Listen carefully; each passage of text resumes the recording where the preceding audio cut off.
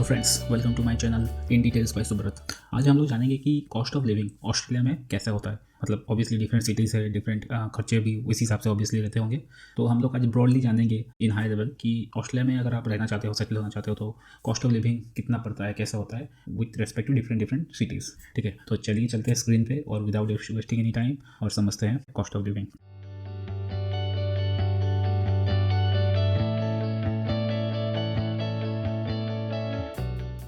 मैंने एक सिंपल सा एक नॉर्मल एक्सेल पे बना के रखा है।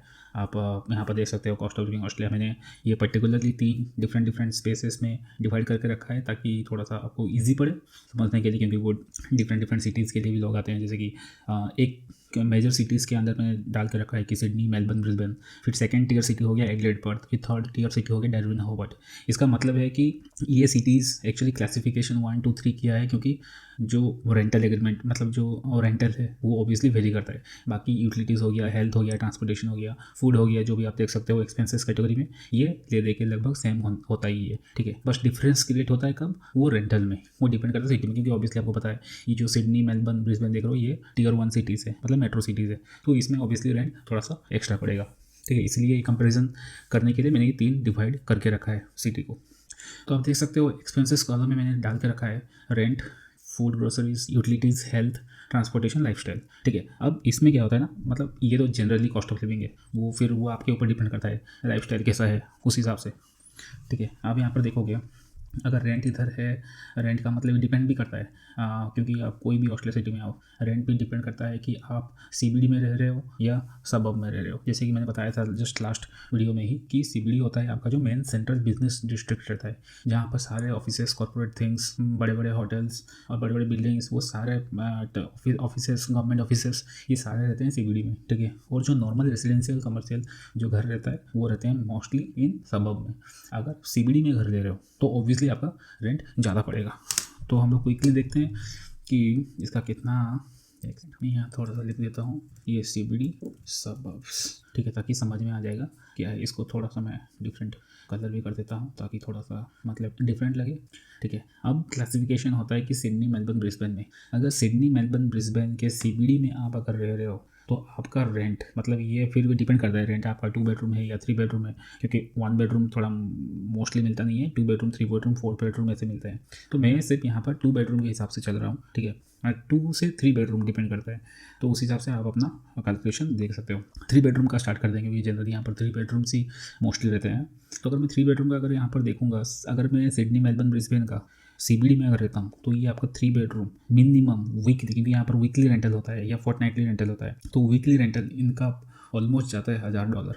ठीक है, थोड़ा सा मैं इसको कर देता हूँ हाईलाइट ताकि, और इसको कर देता हूँ रेड कलर ताकि थोड़ा सा, हाँ, अगर आप सीपीडी में रह रहे हो सिडनी, मेलबर्न और ब्रिस्बेन के, तो ये आपका रहेगा $1000 पर वीक। ठीक है, ये $1000 पर वीक है। पर वीक हो गया मतलब आपका मंथली कितना हो जाएगा, आपका मंथली हो जाएगा इंटू 4, क्योंकि वीक इंटू 4 मंथली होता है, तो ये आपका हो जाएगा 4000। ठीक है, ये अगर सीबीडी में रह रहे हो।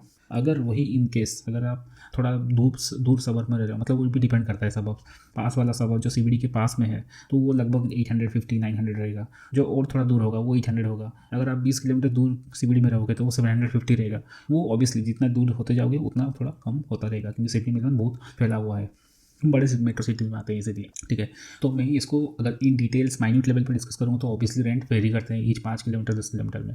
ठीक है, तो इसको मैं क्या करता हूँ, मैं ऑन एवरेज पकड़ के चलता हूँ इसको। सीबीडी और सबअर्ब्स का जो बीच का एवरेज है, जैसे सीबीडी का अगर $1000 है और लास्ट सबअर्ब का जैसे $600 है, तो मैं क्या करूँगा, मैं $800 डाल कर रख रहा हूँ ऑन एवरेज। ठीक है, ताकि आप अंदाज़ा लगा सकोगे कि ऑब्वियसली जो भी एवरेज प्राइस है अगर सीबीडी में होगा तो इससे 200 ज़्यादा, अगर बहुत दूर का सबअर्ब होगा तो इससे 200 कम। ठीक है, तो ये हो गया $800 पर वीक। ठीक है, पर वीक नहीं लिखते हैं यहाँ पर, हम लोग लिख देते हैं $800 पर वीक, मतलब महीने का हो गया 800 × 4 हो गया 3200। ठीक है, इसको 3200 भी डाल के रखते हैं। ठीक है, अब अगर आप एडिलेड पर्थ में आ रहे हो, ठीक है, एक सेकंड इसको थोड़ा मैं हाईलाइट कर लेता हूँ। अगर वैसे ही सिंपल एडिलेड पर्थ में आते हो तो ये जो आपका था सिडनी, मेलबर्न, ब्रिस्बेन में $800, ये एडिलेड पर्थ में अप्रोक्स ऑन एवरेज आएगा $600, 500 से 600, मतलब आप पकड़ सकते हो 600 भी पकड़ोगे ऑन एवरेज। वैसे ही वही सीबीडी में जाओगे तो 600 650, सबअर्ब में आओगे तो 500, मतलब ले दे के 500 to 600 है।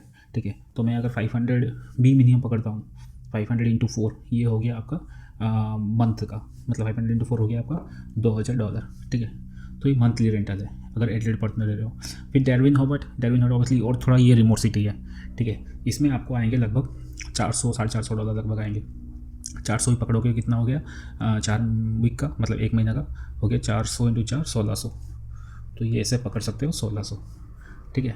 तो ये डिपेंड करता है क्योंकि कॉस्ट ऑफ लिविंग ऑस्ट्रेलिया में ऐसे बहुत मैंने देखा है, एक स्टैंडर्ड रेट आपको बता देते हैं, एक स्टैंडर्ड आपको नंबर बता देते हैं, बट वो ऑब्वियसली वो नहीं होता है। वो डिफरेंट सिटी के लिए डिफरेंट प्राइसेस रहते हैं, फिर उसी सिटी के डिफरेंट सबअर्ब्स में, डिफरेंट सीबीडी में भी डिफरेंट प्राइस रहते हैं, ठीक है।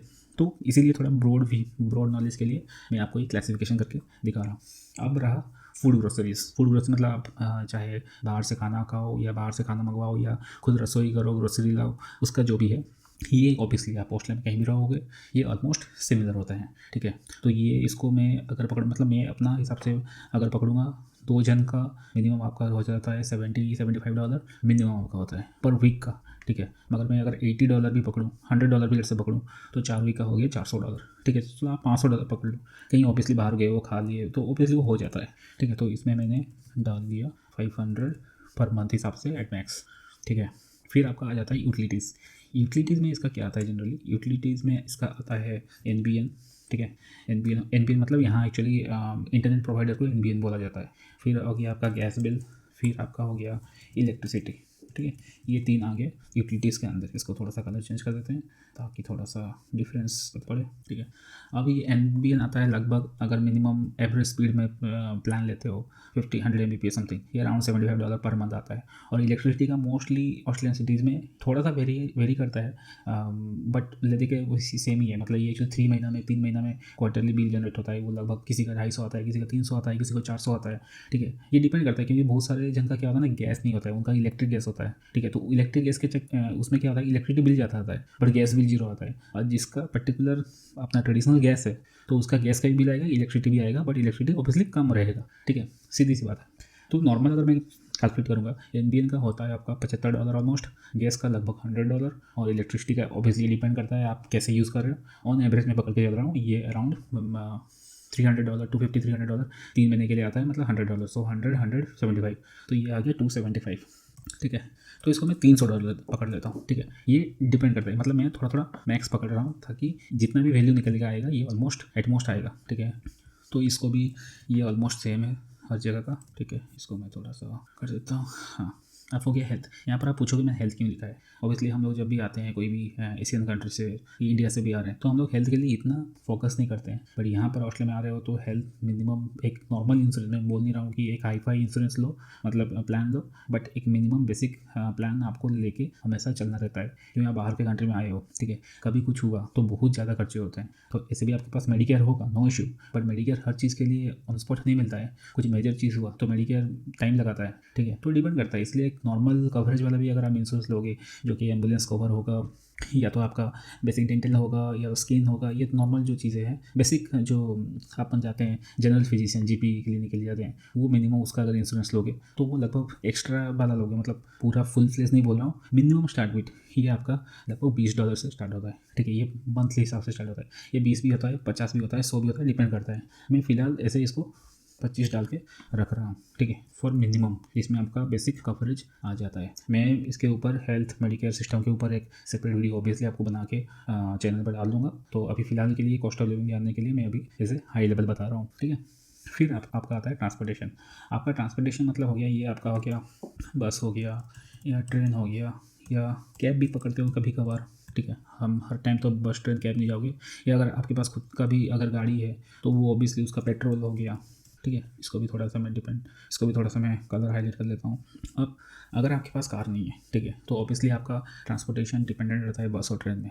तो मैं सजेस्ट करूँगा आप हमेशा एक बस पास बना लो। हर सिटी का रहता है, जैसे कि सिडनी का ओपाल रहता है और एडिलेड का मेट्रो रहता है, मतलब डिफरेंट कार्ड है। जैसे कि सिडनी का है लगभग $150 है पर मंथ का, ठीक है। ये बस पास ट्रेन पास है, मतलब उसी पास में जो ओपाल कार्ड रहता है उसमें आप बस में भी ट्रैवल कर सकते हो, ट्रेन में भी ट्रैवल कर सकते हो, ठीक है। वैसे अगर एडिलेड पर्थ में जाओगे तो उसमें एडिलेड में होता है मेट्रो कार्ड होता है, वैसे पर्थ में भी देखना पड़ेगा, मतलब वही सेम प्राइस होता है, और एडिलेड पर्थ में लगभग $100 आता है, ठीक है। और डर्विन हॉवर्ड में लगभग $80 ऑलमोस्ट आता है। बट ये जनरल इंसान के लिए, जनरल लोगों के लिए। बट अगर आप स्टूडेंट हो तो आपको उसी का ही एक स्टूडेंट कंसेशन कार्ड मिलता है। फॉर एग्जांपल सिडनी मेलबर्न का 150 की जगह 125 हो जाएगा, और एडिलेड पर्थ का 100 की जगह 80 हो जाएगा, और डर्विन हॉवर्ड का 80 की जगह 60 हो जाएगा। ठीक है, अगर स्टूडेंट है तो। अगर स्टूडेंट ID कार्ड दिखाओगे आपको कंसेशन बस पास 10 पास मिल जाएगा। ठीक है, तो ये तो मिनिमम स्टूडेंट के लिए फिलहाल डाल के रख रहा हूँ। ठीक है, अब इसके ऊपर भी डिपेंड करता है। अगर आपके पास कार है तो ऑब्वियसली पेट्रोल जाएगा। ठीक है, अब पेट्रोल कितना जाएगा अगर आपके पास कार है तो मिनिमम भी अगर आप 10 किलोमीटर भी ट्रैवल करते हो तो ऑलमोस्ट यहाँ कितना पेट्रोल $2 मैक्स है। ठीक है, तो आप कितना भी चला लोगे, मतलब आप $40 $50 भी भराओगे तो शायद महीना भी पार हो जाए। ठीक है, तो उसको 50 में अगर पकड़ूंगा ऐसे, इसमें और 50 ऐड कर दिया। ऑब्वियसली आप कहीं घूमने भी जाओगे वीकेंड में तो वो भी पकड़ के चल रहे हैं। ठीक है, तो इसका अभी कितना हो गया। फिर कैब का भी मैं ऑब्वियसली ऐड नहीं किया, ये डिपेंड करता है आप कितना फ्रीक्वेंटली यूज़ कर रहे हो। ठीक है, तो इसको मैं टोटल करूँ 150 175, इसको 200 कर लेता हूँ। 80 50 कितना हो गया 130, इसको 150 कर लेता हूँ। 60 50 हो गया 110, इसको 120 कर लेता हूँ। ठीक है, मतलब ये ले दे के इतना ऑलमोस्ट आना चाहिए। फिर आपका लाइफस्टाइल आ गया। लाइफस्टाइल में आप पकड़ोगे जैसे कि आप लेट से कार खरीदे हो, ठीक है, और वो EMI में चल रहा है, वो एक EMI हो गया आपका एक्स्ट्रा खर्चा। आप यहाँ आके अगर घर लिए हो, वो भी हाउस लोन भी हो गया उसके लिए। ठीक है, ये ऑब्वियसली ये सबके लिए नहीं होता है, ये डिपेंड करता है इंडिविजुअल लाइफस्टाइल के ऊपर। कोई मोबाइल फ़ोन लिया है EMI में तो वो सारे मतलब आप मैं एक्सेट्रा डाल देता हूँ, ये सब चीज़ें हैं क्योंकि इसमें तो होने का कुछ भी हो सकता है। ठीक है, तो ये सब चीज़ पूरा पर्सनल चीज़ें हैं जो कि वो वेरी करता है डिफरेंट पर्सन डिफरेंट करते। तो इसको मैं अभी इन कंसिडरेशन लिख नहीं रहा हूँ क्योंकि ये ऑब्वियसली ये सबके लिए डिफरेंट रहते हैं। ठीक है, तो मैं अगर इसमें नॉर्मल कैलकुलेशन करूँगा, अगर सिडनी मेलबर्न के लिए है तो इसको मैं अगर टोटल अप करूँगा, ये कितना निकल के आ रहा है, ये आ रहा है आपको $4225। ठीक है, इसको भी थोड़ा मैं हाईलाइट कर लेता हूँ। और इसको अगर मैं एडिलेड पर्थ का अगर देखूँगा, इसमें कितना आ रहा है, ये आ रहा है 2975। और डर्विन हॉवर्ड का लिए अगर मैं देख रहा हूँ, इसका आ रहा है 2500। इसको थोड़ा सा मैं, ठीक है, आप देख सकते हो इधर अगर सिडनी मेलबर्न ब्रिस्बेन में अगर आप रह रहे हो, आपका मिनिमम $4000 से $4500 मिनिमम आपको लगना ही है।